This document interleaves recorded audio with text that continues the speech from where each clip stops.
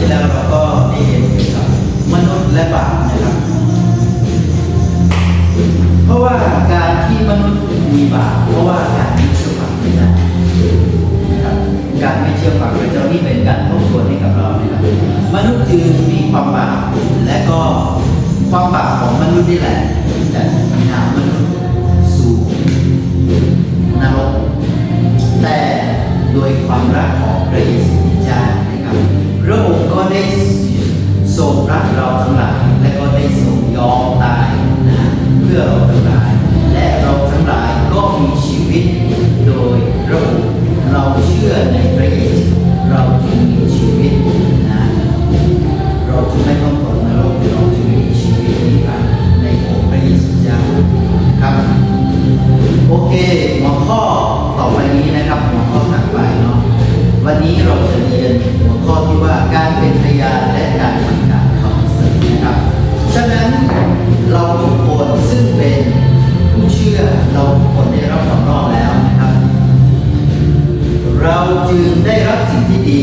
เราจึงได้รับชีวิตแล้วนะจากที่เราเป็นคนบาปเราก็กลับคืนดีกับพระเยซูแล้วนะฉะนั้นเราจะต้องเป็นพยานและเราจะต้องประกาศเรื่องราวของพระเยซูถ่ายทอดให้กับผู้อื่นเพื่อผู้อื่นคนที่ยังไม่รู้จักกับพระเยซูนั้นเขาจะรู้จักกับพระเยซูมากขึ้นเขาจะรู้จักความจริงนี้ผ่านทางชีวิตของเราทีนี้นะครับให้เราดูด้วยกันในข้อหนึ่งเนาะมัทธิวบทที่28ข้อ19ถึง20ในตรงนี้นะมาให้เราเปิดกันด้วยกัน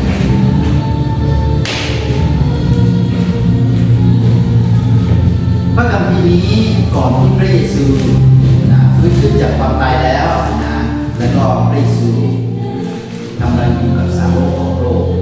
ว่าพวกท่านรู้ความจริงแล้วพวกท่านจะต้องออกไปประกาศนะการประกาศและงานของพระเจ้ามันเป็นสาวกของเราจงให้เขาพวกเขารับปฏิสมาในพระนามของพระบิดา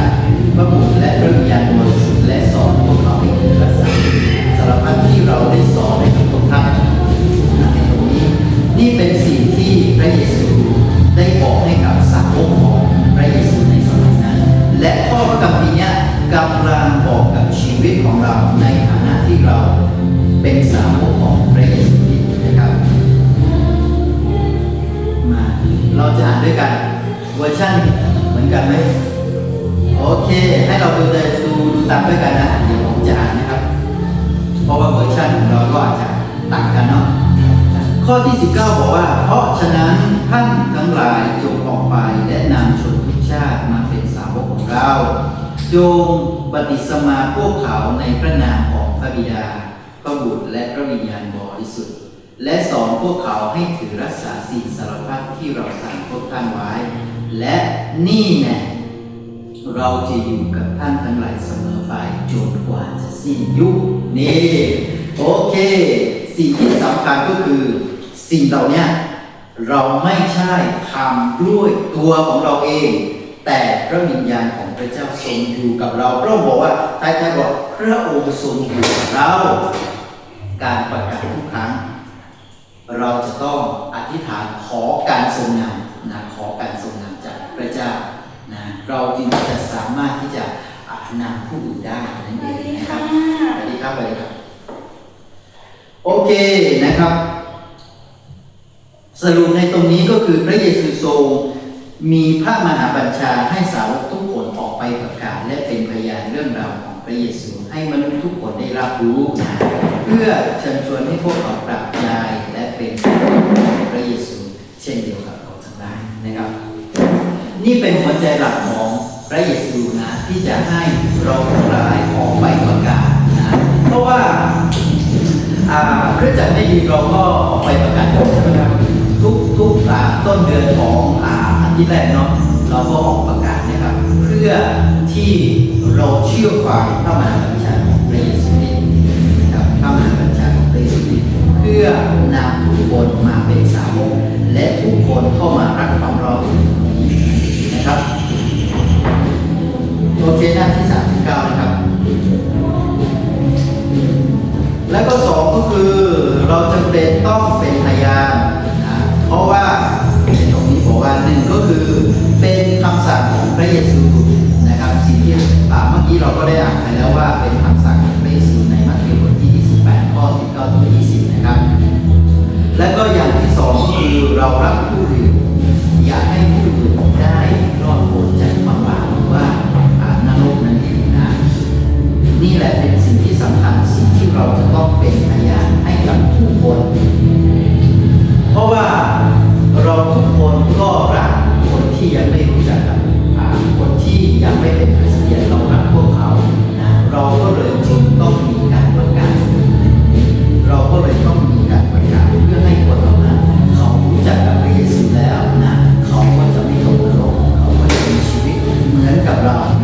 นะครับโอเคนะครับอย่างที่สามนะครับอย่างที่สามเราก็จะไปนะครับแนวทางการประกาศเป็นพยานนะครับในตรงนี้บอกว่าให้เราติดตามนะครับคำแนะนำการเป็นพยานควรเริ่มต้นเพื่อนหรือว่าคนที่มีความสัมพันธ์ที่ดีเพราะคนเหล่านี้จะรู้จักเราเป็นอย่างดีเมื่อเราเป็นพยานให้กับคนที่คุ้นเคยและสนิทสนมจนหมดแล้วนะเราจึงจะมีประสบการณ์ที่จะนำเสนอคำพยานกับคนที่ไม่คุ้นเคยหรือว่าเราไม่รู้จักเองนะฉะนั้นการที่เราจะก่อนที่เราจะประกาศนะก่อนที่เราจะออกไปประกาศเราจะไปประกาศทำเป็นพยานกับผู้อื่นนะเราควรเริ่มต้นกับเพื่อนของเราเพื่อนของเราว่าคนที่เรารู้จักคนที่เราจะสนิทสนมก่อนเป็นการฝึกตัวเองนะถ้าเกิดเราก่อนที่เราจะไปประกาศเนี่ยเราควรพร้อมก่อนนะไม่ใช่ว่าเราไปแล้วก็ไปประกาศเลยมันไม่ใช่นะครับเราควรเริ่มต้นจากเพื่อนของเราก่อนนะให้เรามีประสบการณ์ก่อนเมื่อเราพูดเรื่องราวของพระเจ้าเป็นพยานชีวิตอย่างเงี้ยเมื่อเราเริ่มต้นจากเพื่อนของเราแล้วนะจะทำให้เรามีความมั่นใจเมื่อเราไปประกาศกับคนที่เราไม่คุ้นเคยคนที่เราไม่รู้จักเนี่ยจะทำให้เรามีความมั่นใจในคนนี้มากขึ้นนั่นเองนะครับโอเคนะครับ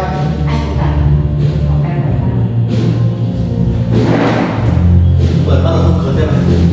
โอเคโอเคฉะนั้นก่อนที่เราจะไปประกาศก็ย้ำให้กับเรานะเราก็ต้องประกาศกับเพื่อนของเราหรือว่าคนที่เรารู้จักก่อนเพื่อที่เราจะมีความมั่นใจในตรงนี้นั่นเองนะครับแล้วก็ในตรงนี้บอกว่าข้อ3ก็มีข้อย่อยลงมานะครับมี2ข้อนะครับ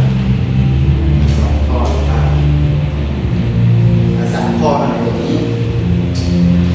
ในตรงนี้บอกว่าเริ่มการสนทนาด้วยการทักทายหากยังไม่รู้จักก็แนะนำตัวเองบอกเขาว่าเราขอสักครู่เดียวในตรงนี้เมื่อเราเข้าไปนะบทเรียนนี้ดีมากเลยเพราะว่าบทเรียนนี้จะสอนให้กับเราเป็นระบบเลยนะเมื่อเราเข้าไปหาผู้คนเราจะต้องมีคำพูดแบบไหนทักทายแบบไหนอย่างเงี้ยถ้าเราไม่เคยไม่เรียนเนี่ยเราก็จะไม่รู้เลยว่าเมื่อเราไปประกาศเราควรจะเริ่มต้นยังไงอย่างเงี้ยคือใช่ไหมครับเราควรจะเริ่มต้นยังไงอย่างเงี้ยไปแล้วก็จะต้องเริ่มต้นยังไงคุยกับเขาแบบไหนดีอย่างเงี้ยในตรงนี้ก็สอนให้กับเราเนาะในต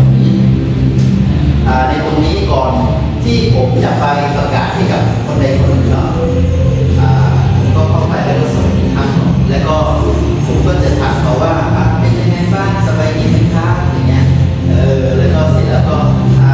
คุณพ่อคุณแม่พอจะมีเวลาให้ผมสัก5 นาที6 นาทีได้ไหมครับอย่างเงี้ยเราควรจะมีสิ่งเหล่านี้นะครับสิ่งเหล่านี้เพื่อที่เราจะทักทายเขาก่อนนะครับไม่ใช่ไปแล้วก็พระเยซูดีอย่างโน้นอย่างนี้นะเชื่อพระเยซูนะอย่างเงี้ยเป็นสิ่งที่ดูแล้วมันเป็นสิ่งที่แน่นอนเราควรที่จะก่อนนะครับเสร็จแล้วนะครับต่อมาก็คือเล่าคำพยานชีวิตเนาะเล่าถึงประสบการณ์ชีวิตของตัวเองที่ได้เชื่อพระเยซูว่ามีสิ่งดีอะไรเกิดขึ้นเรื่องราวในชีวิตจริงของเราจะช่วยยืนยันว่าพระเจ้ามีจริงและช่วยเราได้จริงๆสิ่งที่พระคัมภีร์ตรัสเป็นเรื่องจริงนะเป็นเรื่องจริงแล้วก็ในตรงนี้บอกว่าประกอบด้วย3จุดคือ1ก็คือชีวิตของเราก่อนที่จะมาเชื่อพระเยซูคริสต์เป็นอย่างไรและก็เราเชื่อในพระเยซูคริสต์ได้อย่างไรและก็จุดที่3ก็คือหลังจากที่เราเชื่อแล้วนะหลังจากที่เราเชื่อแล้วมันเกิดอะไรขึ้นมันมีการเปลี่ยนแปลงไหมพระเยซูช่วยอย่างไรเนี่ยคือสิ่งนี้ฉะนั้นสิ่งนี้เราควรที่จะเป็นพยานให้กับพวกเราเนาะอันนี้ในจุดที่เนี่ยจุดที่ทุกคนก็ต้องมีนะทุกคนก็ต้องมีใช่ไหมครับก่อนที่เราจะเชื่อในพระเยซูชีวิตเก่าของเรานะอย่างเช่นพี่น้องผมก็อาจจะ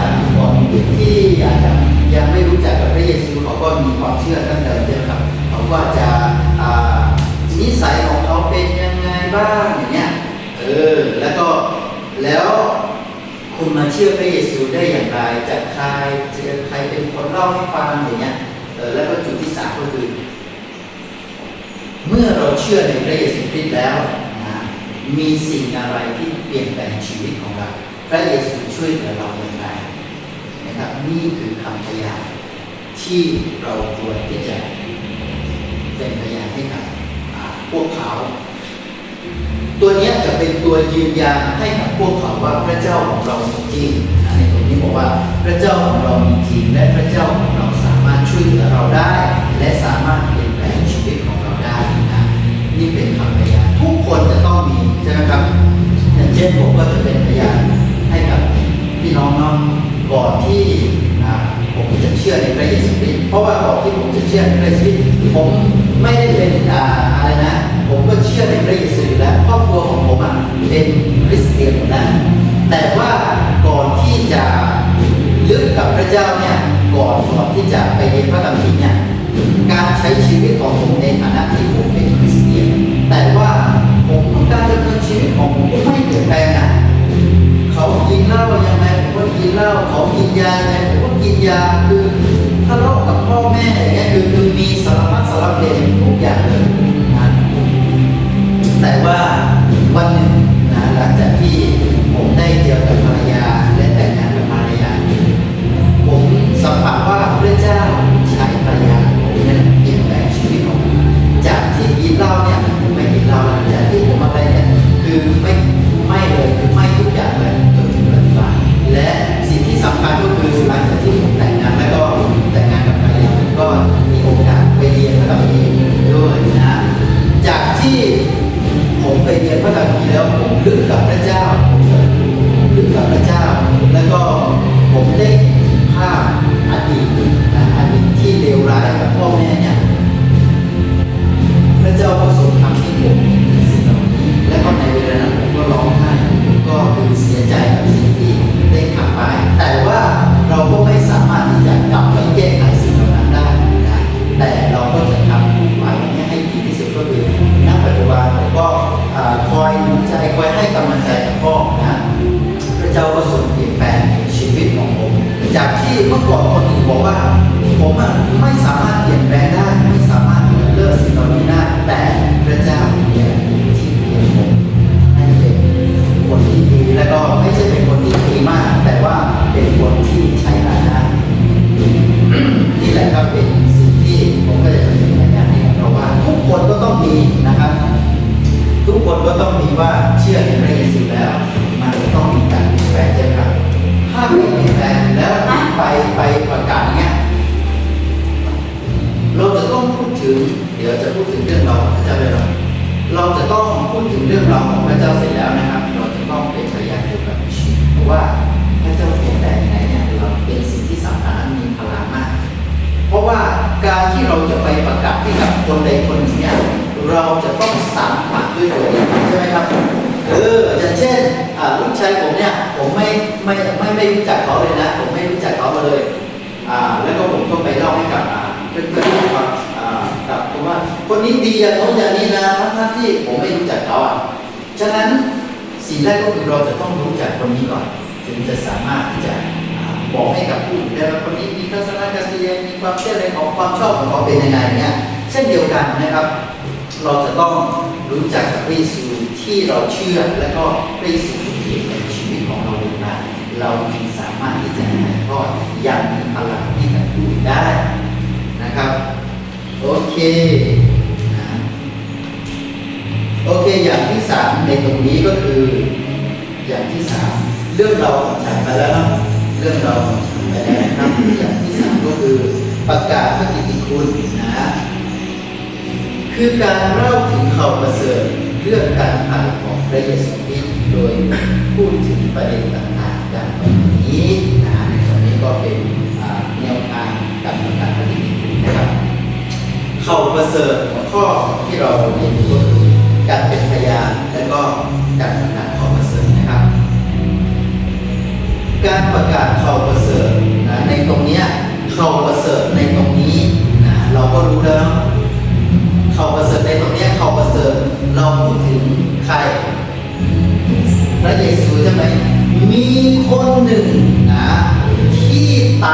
เพื่อคนบาป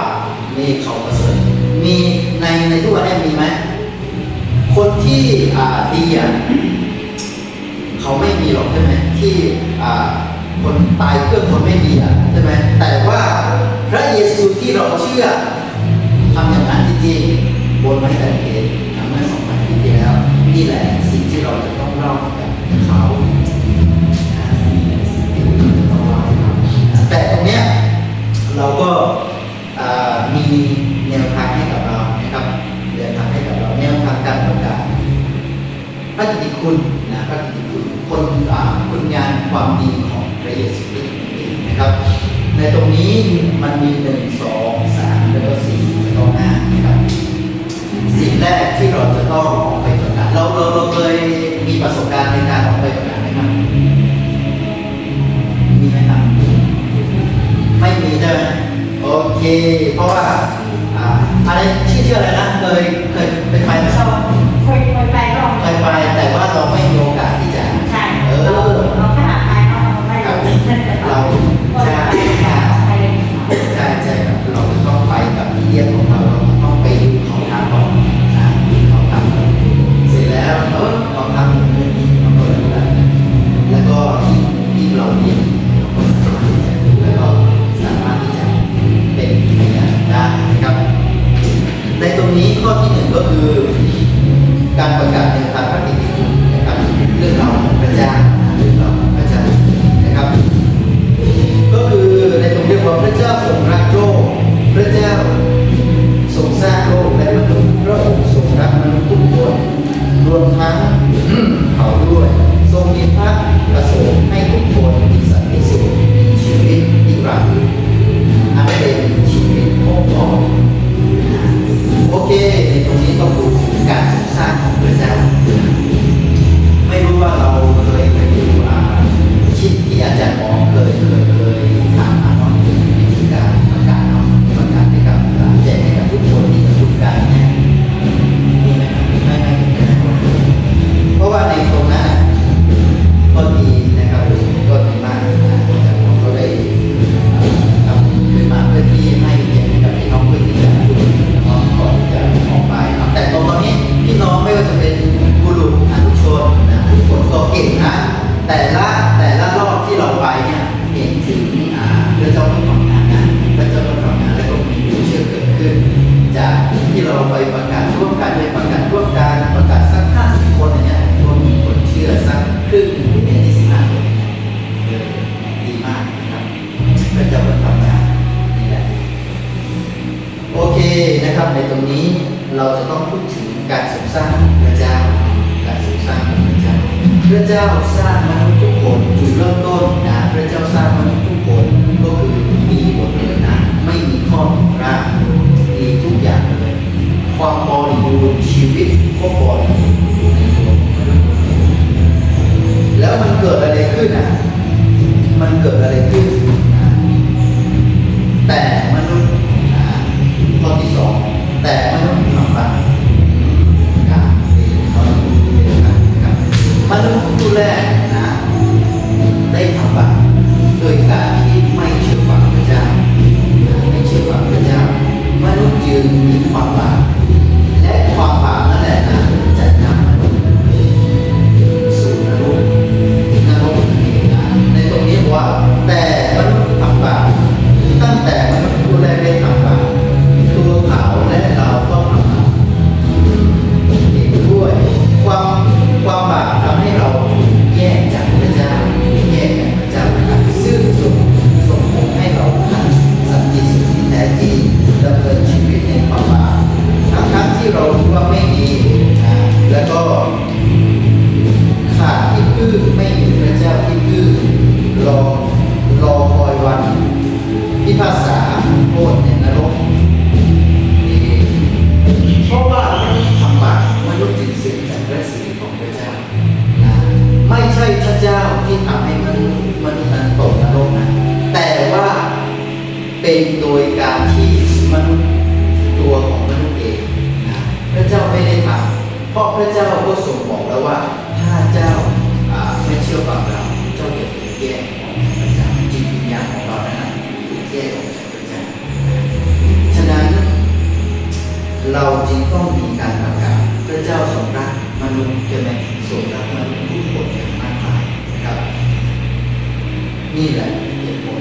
ทำไมเราจะต้องออกไปประกาศนี่เป็นจุดประสงค์ที่พระเจ้าทรงมีให้กับเราทุกคนที่นี่นั่นเองนะครับ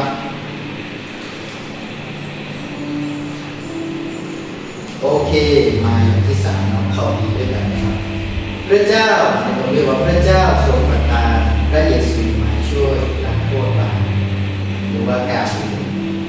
แทนมนุษย์โดยพระองค์ได้เสด็จเข้ามาบังเกิดเป็นมนุษย์และทรงยอมสละชีวิตลงมาเป็นกางเขนเพื่อล้างโทษบาปแทนมนุษย์นะและทรงฟื้นขึ้นจากความตายซึ่งเป็นการยืนยันว่าพระองค์ทรงเป็นพระเจ้าแน่นอนนี่เป็นทางเดียวเท่านั้นที่จะช่วยมนุษย์ให้รอดพ้นจากบาปและได้กลับคืนดีกับพระเจ้าการได้พ้นจากบาปและมีพ้นจากต่อไปนี้ก็คือมีสันติสุขที่แท้จริงมีชีวิตใหม่มีพระเจ้าเป็นที่พึ่งนะแล้วก็เมื่อมีปัญหาเราสามารถอธิษฐานขอให้พระเจ้าช่วยเราได้นะครับฉะนั้นมนุษย์จึงในปัจจุบันเนี่ยโคนของความบาปเนี่ยทำให้มนุษย์มีการมีความโลภต่างๆมีการฆ่ากันต่างๆเกิดขึ้นหนามากนะครับมนุษย์จึงขาดสันติสุขภายในจิตใจของเขานะแต่ว่าพระเจ้าทรงรักมนุษย์มากๆพระเจ้าก็เลยได้ทรงประทานพระคุณของพระองค์มาแล้วก็ในตรงนี้บอกว่าเมื่อ 2,000 ปีที่แล้วนะมันพระเยซูก็ได้มาบังเกิดเป็นมนุษย์แล้วก็พระองค์ก็ทรงตายและวันที่3พระองค์ก็ทรงเป็นขึ้นมาจากความตายนี่แหละแสดงให้เห็นว่าพระเยซูนั้นมีชัยชนะในความตายความบาปพระองค์จึงสามารถช่วยเราทุกคนให้กลับคืนกับพระเจ้าได้นี่นะครับนี่แหละมาสู่เขานี้นะและก็ข้อที่4ว่าคนที่เชื่อในพระองค์จะได้รับความรอดการช่วยเหลือให้เราอ่านด้วยกันรู้สึกว่าเราง่วงเกินไปง่วงเหงาเกินไปมาอ่านด้วยกันข้อ4อ่านด้วยกัน1 2 3มา1 2 3ด้วยกันคนที่เชื่อในพระเยซูจะรอดพ้นมาการช่วยเหลือของพระเยซูจะเกิดผลเฉพาะคนที่ยอมรับว่าตัวเองเป็นคนบาปใช่ไหมเชื่อว่าพระเยซูคริสต์เป็นพระเจ้าผู้ทรงสิ้นพระชนม์เพื่อไถ่บาปให้รักและ 4.3 ยอมรับพระเยซูเป็นองค์เจ้าชีวิตของเรานะแล้วก็ต่อมาคือการทำดีการทำบุญหรือการกระทำการงานของเรานั้นไม่สามารถที่จะให้เรารอดได้สุดยอดตรงนี้นะโอเคคนที่เชื่อมาแล้วนะคนที่เชื่อในพระเยซูนะคนที่เชื่อในพระเยซูเท่านั้นนะคนที่พระเยซูคนที่เชื่อในพระเยซูจะรอดพ้นจากความบาปได้นะก็คือ1ก็คือ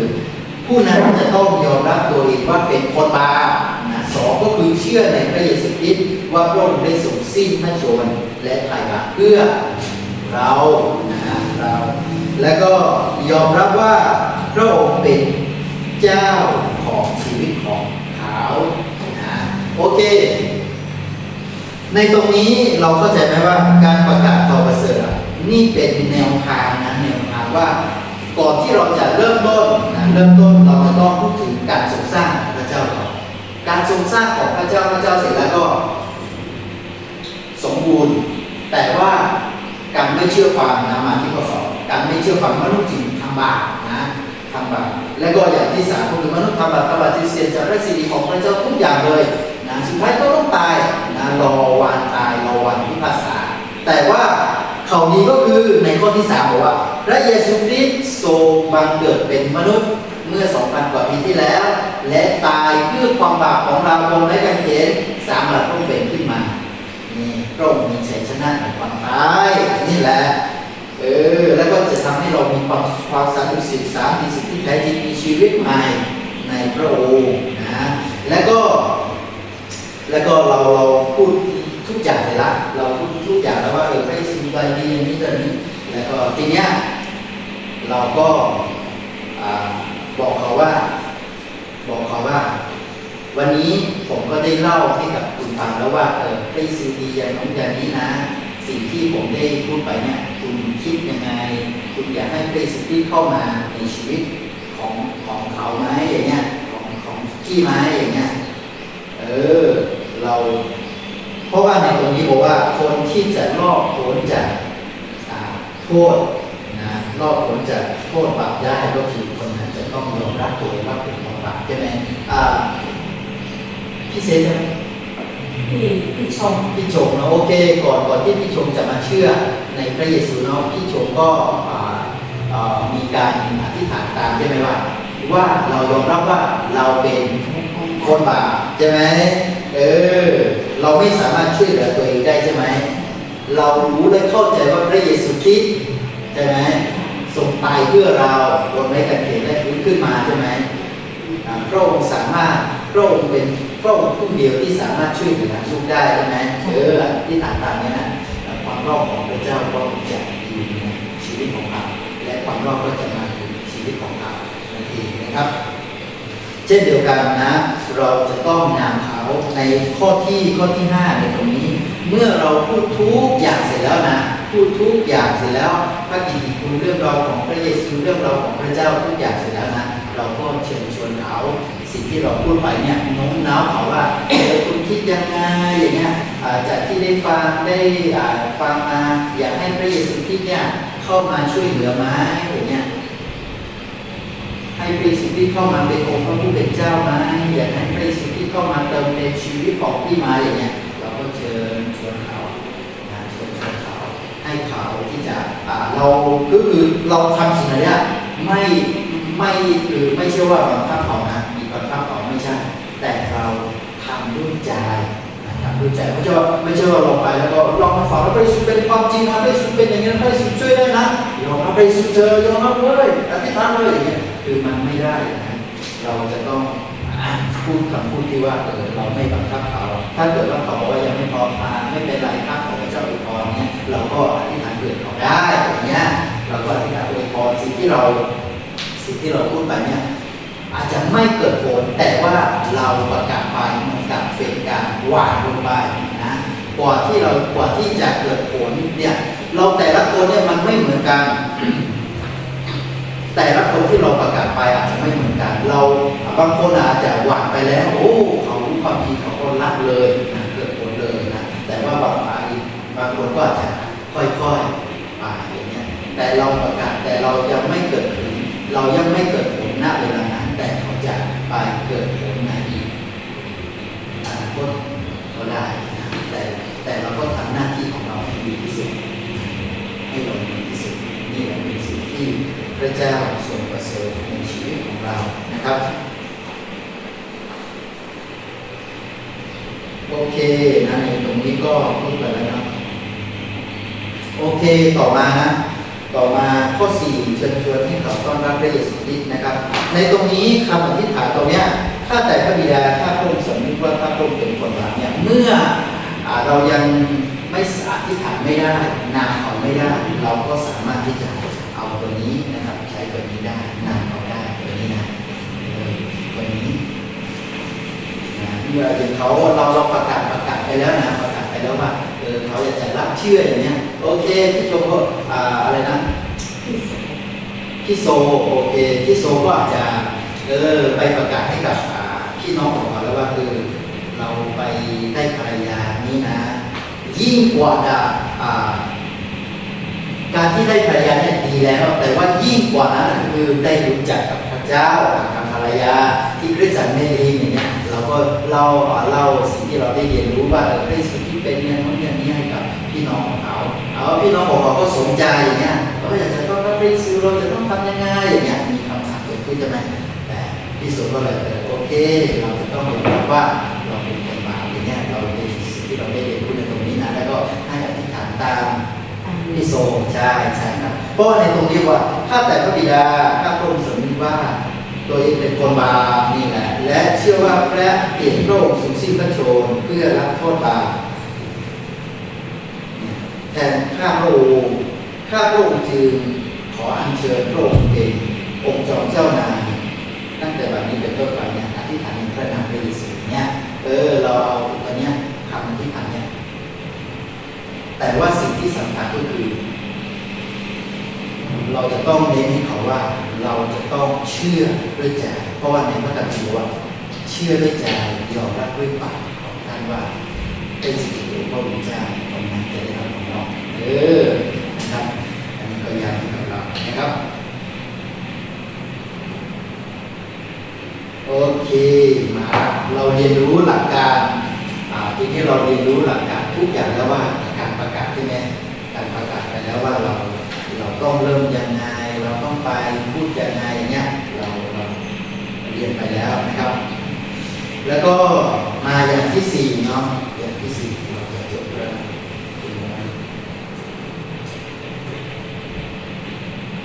โอเค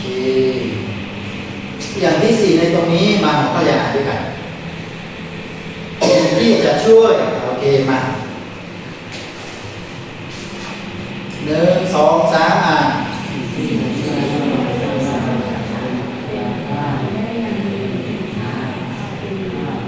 โอเค1ก็คืออะไร1ก็คืออธิษฐาน2ก็คือโอเค3ก็คือดีโอเคก่อนที่เราจะทำภารกิจนะครับอธิษฐานเผื่อตัวเองนะในตรงที่บอกอธิษฐานเผื่อตัวเองที่จะมีใจกล้าหาญและสามารถเป็นพยานได้อย่างมีประสิทธิภาพนะและอธิษฐานเผื่อผู้ที่เราต้องการเป็นพยานด้วยเพื่อให้พระวิญญาณบริสุทธิ์เปิดใจเขาทำให้เขาสำนึกบาปและกลับใจเชื่อในพระเยซูคริสต์โอเคเข้าใจไหมเพราะว่าในตรงเนี้ยก่อนที่เราจะออกไปประกาศนะสิ่งแรกที่ขาดไม่ได้เลยก็คืออธิษฐานก่อนอธิษฐานเพื่อตัวเราที่จะมีถ้อยคำแห่งความจริงออกมาจากปากของเราที่พระเจ้าใช้นะและอธิษฐานเพื่อผู้ที่เราจะประกาศก็จะเป็นผู้ที่เราจะประกาศว่าให้พระเจ้าเปิดตาใจเขาเพื่อเขาจะรู้จักความจริงและเขากลับใจและกลับมาเชื่อในพระเยซูคริสต์อย่างนี้ขาดไม่ได้เลยนะครับเราต้องอธิษฐานแล้วก็ต่อมาก็คือเราจะต้องสำแดงชีวิตใหม่การเป็นพยานนะการเป็นพยานด้วยชีวิตให้หาโอกาสทำดีต่อเขาทำให้เขาไว้วางใจเราสร้างความสัมพันธ์ที่ดีอย่างเงี้ยโอเคบางครั้งก่อนที่เราจะเริ่มต้นเล่า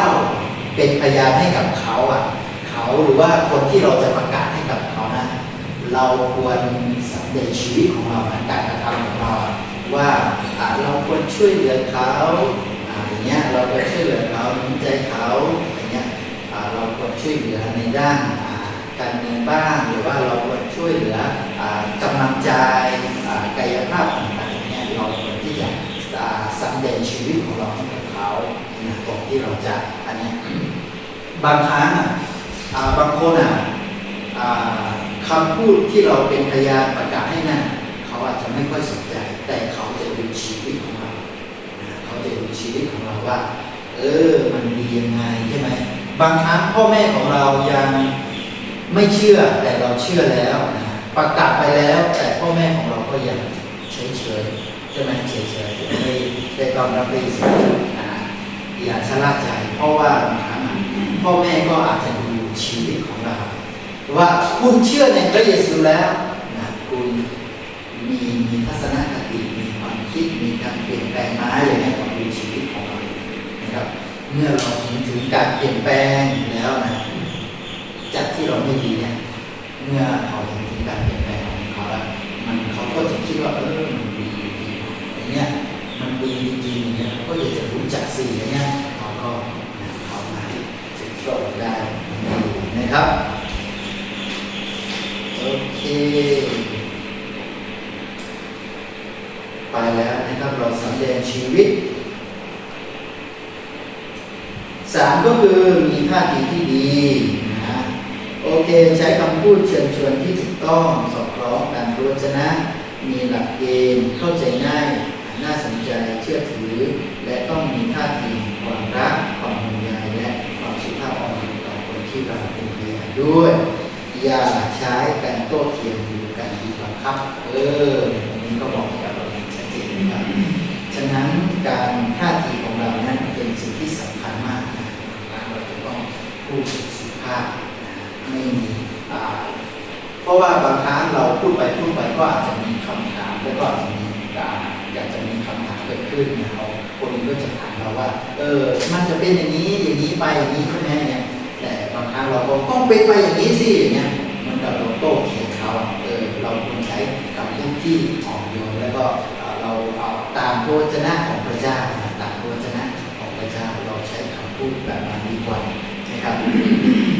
เป็นการเรารักเขาเราห่วงใยเขานั่นเองนะครับเพราะว่าการที่เราไปประกาศเนี่ยเรารักเขาเราห่วงใยเขาเราคิดว่าเราก็อยากจะให้สิ่งดีแล้วก็เขาก็เราคิดว่าให้เขารับสิ่งที่ดีเหมือนกับเรานั่นเองนะครับโอเค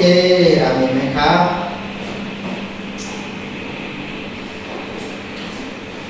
โอเคไปละได้ยินได้จดไหมไม่มีที่จดนะพี่บอกที่ไหน ก็มันไม่โทรแล้วก็รับสายอันนี้มันเป็นที่หมดแล้ว โอเคในตรงนี้กลับมาหน้าที่39นะพระเยซูตรัสสั่งเราให้ทำอะไรก็คือประกาศเขียนอะไรครับที่ไหนครับที่มัทธิวบทที่28ข้อที่19ถึง20นะครับพระเยซูตรัสสั่งเราให้เราทำอะไรก็คือเราไปแนะนำความทุกข์ท่า เราเขียนลงไปเลยว่าประกาศเขียนแล้วออกไปประกาศใช่ไหมโอเคเพิ่มเติมได้ดีมากเลยนะเพิ่มเติมได้ดีมากเลยพี่โซก็โอเค ของเราได้เอาไปนะ สีส้มมาเลยต้องมาสี ข ส้ อ ม ง มา เล่นนะ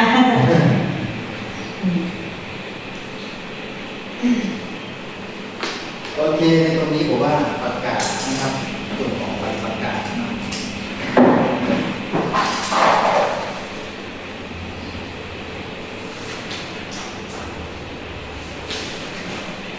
โอเค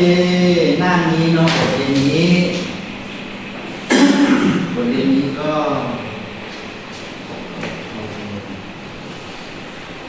เรามาดูที่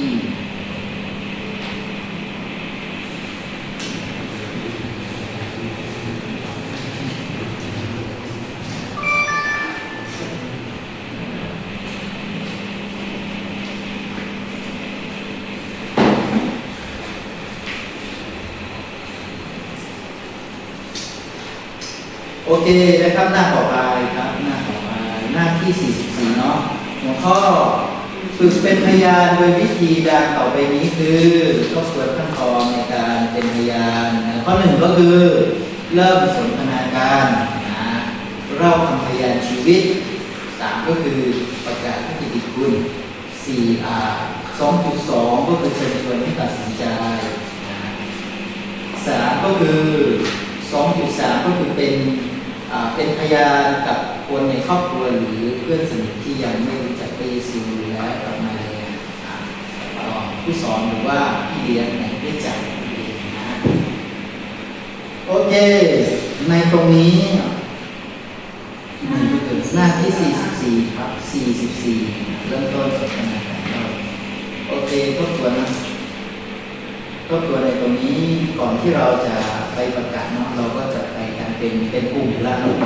บางครั้งเราก็เพื่อที่เราไปกันหลายคนเนี่ยไปกันเป็นกลุ่มเนี่ยคือเป็นการซัพพอร์ตกันให้กันเนาะบางคนอาจจะพูดไม่ค่อยบางคนก็อาจจะประกาศแต่ส่วนที่เหลือก็อธิษฐานเพื่อที่การประกาศจะเกิด ก็อาจจะไปเป็นเพื่อนอยู่ข้างๆแต่ว่าอาจจะไม่ครบก็อาจจะเสริมกันนิดหนึ่งอย่างเงี้ยก็ได้นะครับ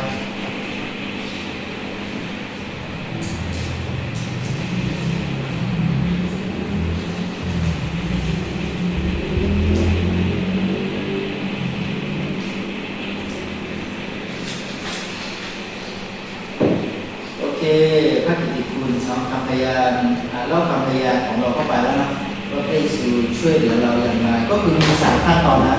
3ขั้นตอนในตรงนี้ก็คือเล่าคำพยานชีวิตของเราก็คือก่อนที่เราจะเชื่อในพระเยซูคริสต์เป็นอย่างไรเป็นอย่างไรเปลี่ยนแปลงมีการดำเนินชีวิตอย่างไรอย่างเงี้ยแล้วก็2ก็คือรู้จักพระเยซูคริสต์ผ่านทางกายและได้ยินจากกายอย่างเงี้ยแล้วก็3ก็คือเมื่อคุณเชื่อในพระเยซูคริสต์แล้วนะ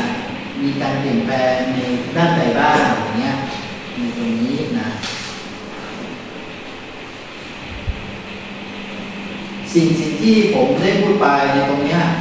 เป็นการบ้านให้เรานะเป็นการบ้านให้เราที่เราจะต้องไปเขียนกันส่งให้กับอาจารย์ส่งให้กับอาจารย์หรือว่าเราก็เขียนไว้เลยเนาะตรงนี้ก็คืออยู่ในหน้าที่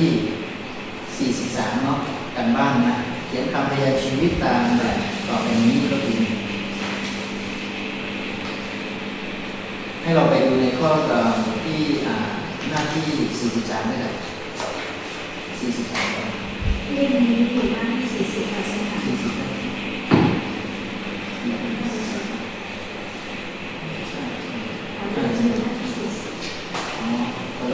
เพราะว่านี่มันเป็น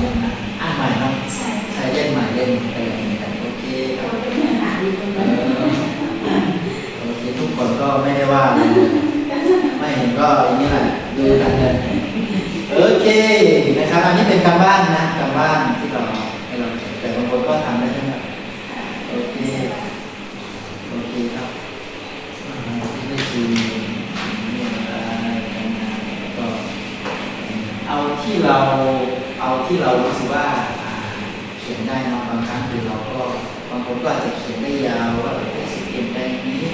จากที่เป็นคนที่ขโมยก็อาจจะได้รับการอย่างนี้ไม่ขโมยแล้วอย่างเงี้ยก็คงมีหลายอย่างมากมายเกิดขึ้นนะแต่ว่าบางคนก็อาจจะมีน้อยเขียนได้นิดนึงบางคนอย่างแล้วแต่โอเค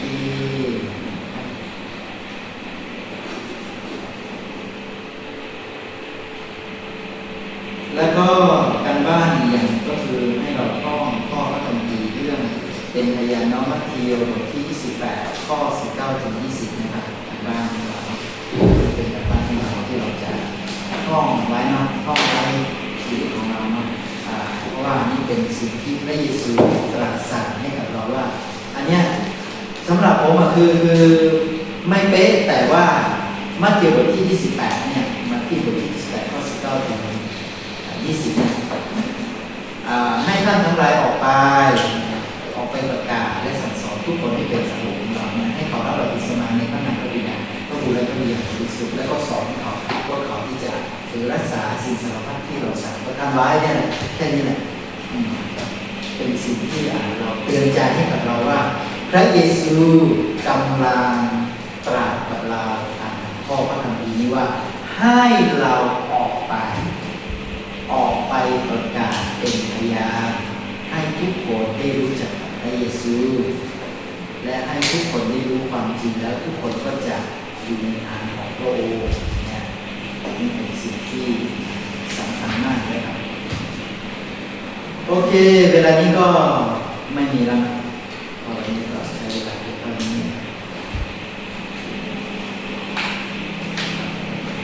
ก็หมดที่10แล้วขอบคุณพระเจ้านะครับก็ในวันนี้ก็มีโอกาสได้มาเรียนรู้ด้วยกันเรียนรู้กับเราครับเพราะว่าอาจารย์ก็ไม่อยู่อาจารย์ก็ไปรับภารกิจที่นึงนะครับที่น่าจะที่เชียงดาวหรือเปล่าที่เชียงดาวไปสอนชีวิตเกี่ยวกับที่เนาะก็อาจารย์ก็ให้มาเรียนรู้ด้วยกันมีอะไรถามหรือว่าตรงไหนมีไหมครับเราจะต้องทำอย่างนี้ไหมอะไรนะ ม จะไม่มีนะครับ โอเคครับไม่มีก็ขอบคุณพระเจ้านะครับก็ขอพระเจ้าอวย